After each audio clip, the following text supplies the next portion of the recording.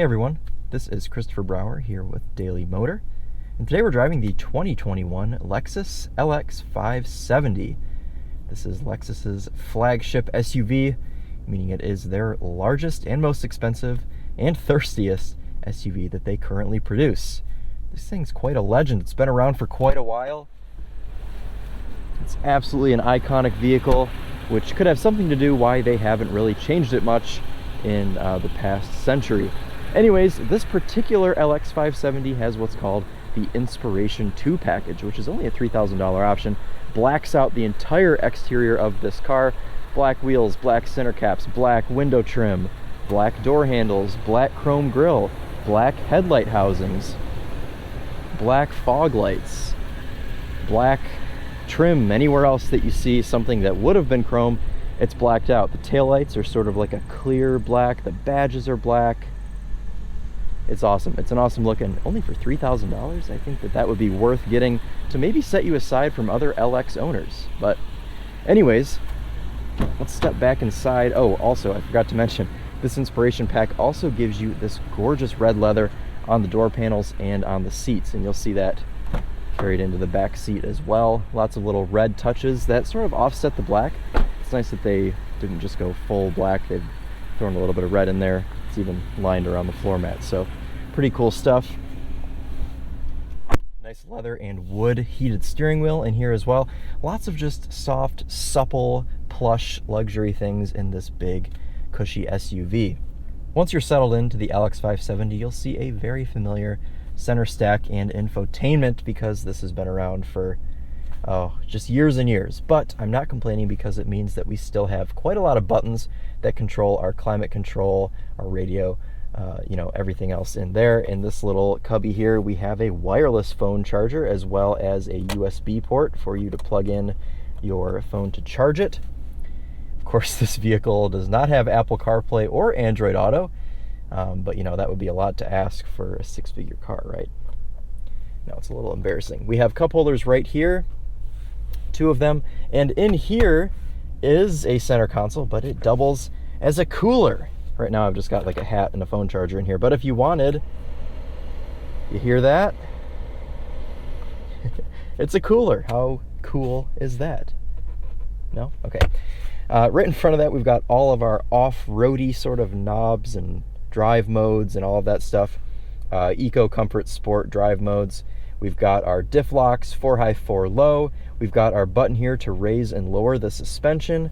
All of that hill descent diff locks is right here. Heated steering wheel, heated and cooled seats with an auto function, which is cool because if the car senses that the AC is already on, it'll just put your air conditioned seat on. Same with heated seat. If it's the middle of winter, you've blasting your heat, it'll put that on for you as well.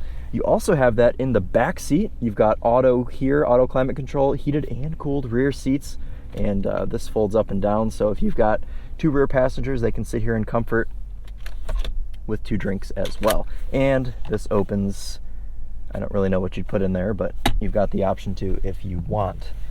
Analog clock, I love that they still have that. That's one thing that I hope when they do eventually redo this interior, maybe in like 2040 or something, they'll keep this analog clock, because it's such like an iconic Lexus touch. Lots of dark wood runs throughout the interior, but doesn't match the piano black that's on the window switch panels, so that's a little interesting. We've got wood everywhere else. I suppose there's some piano black here in the middle, but it'd be nice to just have this wood throughout, but I guess accents are good. Leather on the whole top of the dash and the bottom of the dash. Most of the door panels. We also have a black headliner with that Inspiration Series pack. Just a small moonroof here, nothing crazy, no panoramic style moonroof, just a simple unit. Headliner's soft, but it's not quite Alcantara. In the middle here, we just have a sort of normal analog cluster. I'm sure by now you're kind of understanding the theme of this car. It's a little bit stuck in 2008, but gloss over that, look past that, and think about the target market for this car, and it all kind of makes some sense. But anyways, with all of that out of the way, let's go ahead and take this LX 570 for a drive and see what it's like on the road. Just a normal shift knob here. Nice mechanical shift knob. You can really feel what gear you're going into, and it has like that Lexus pattern where it's like down. It's like a nice satisfying click when you put it into drive.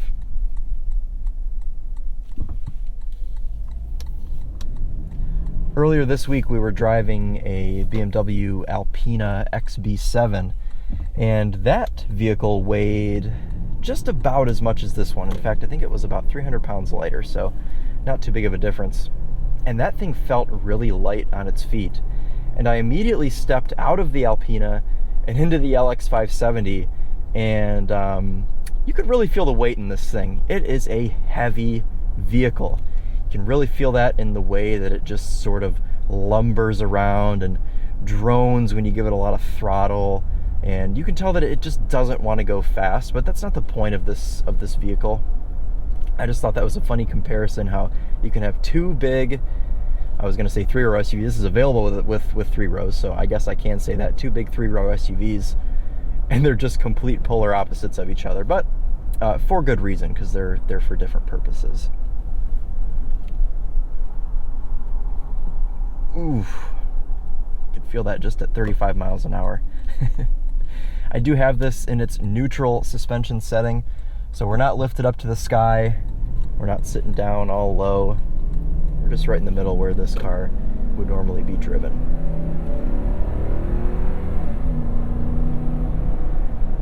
So this LX is powered by a 5.7 liter V8 with 383 horsepower. I would say it might be a little bit underpowered. We don't really have that oomph that you get from modern day flagship SUVs. This sort of feels like it's behind the curve when it comes to power as well. I mean, that's flat out. There's 50 miles an hour. We are linked to an 8-speed automatic. Doesn't really shift very fast. Shifts a little slow-like.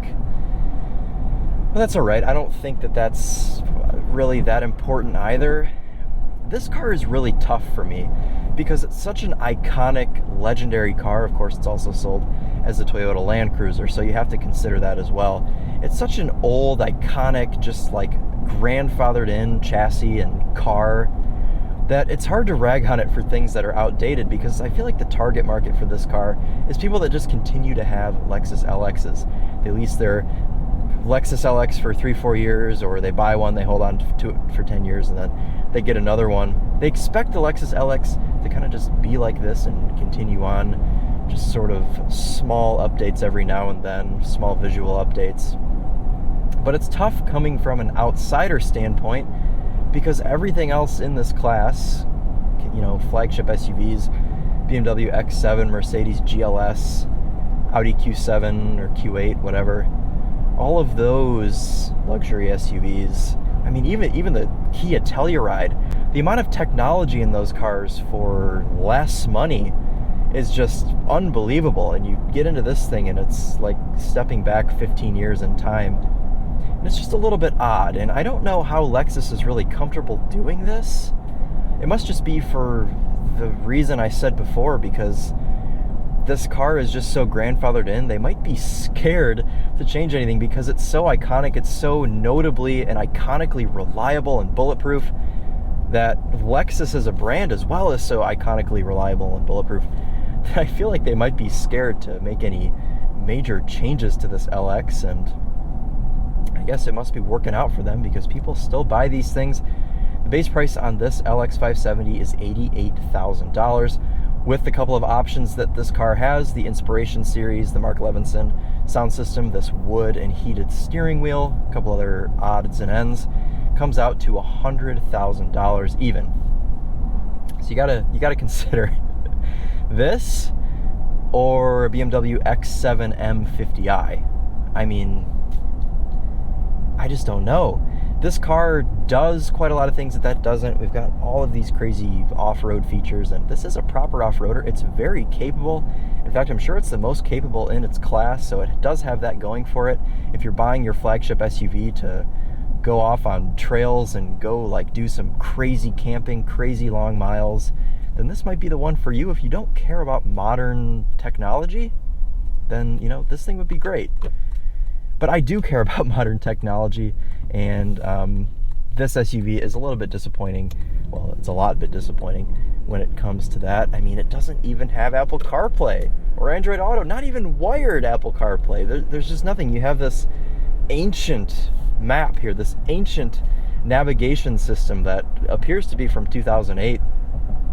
The Bluetooth streaming is not the best quality, which is a shame because this is an awesome sound system, this Mark Levinson system, and Charlie will do a test on that, so make sure to check that out if you haven't already.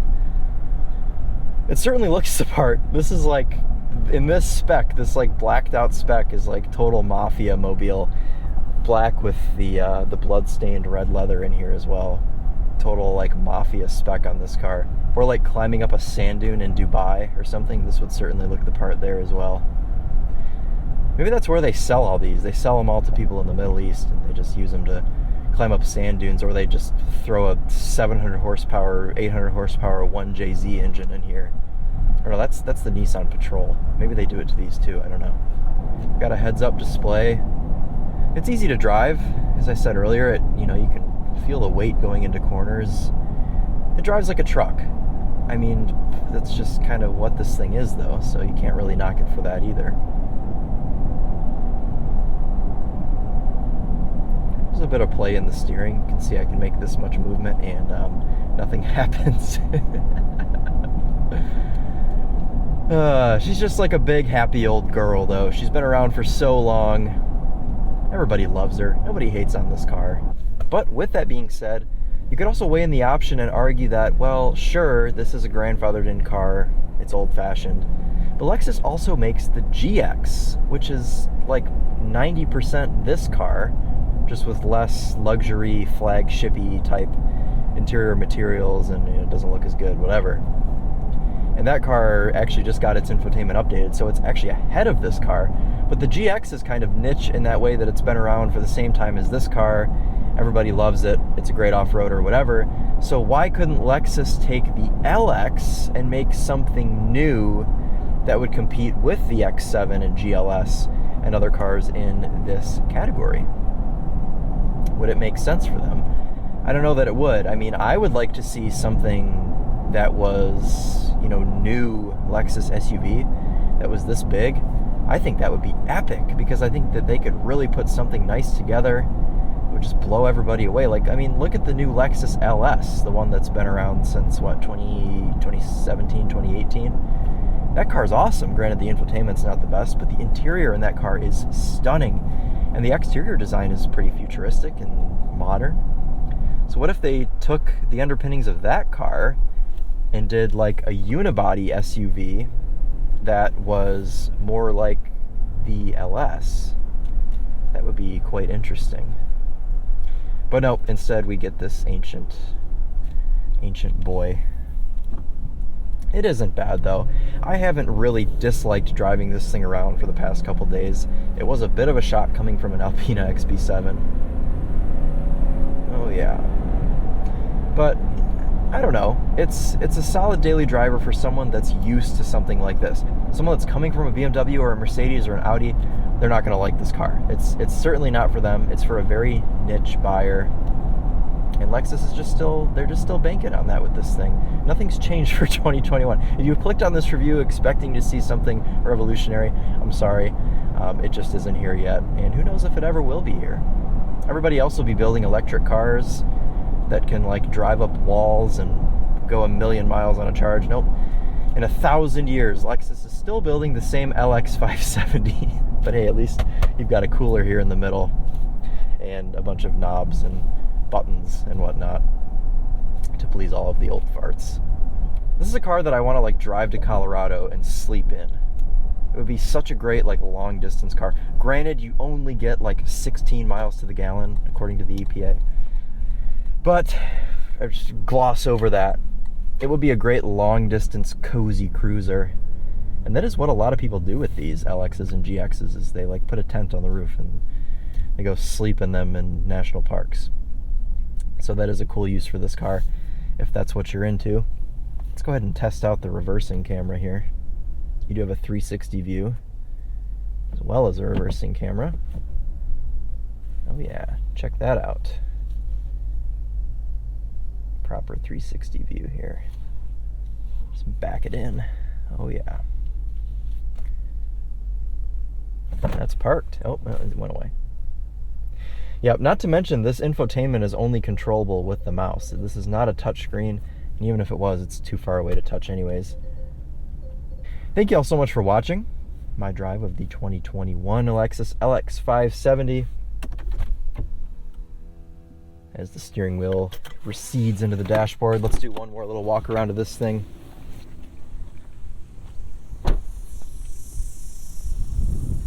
It is a little windy out, I apologize. Alright everyone, well thanks again for watching this drive.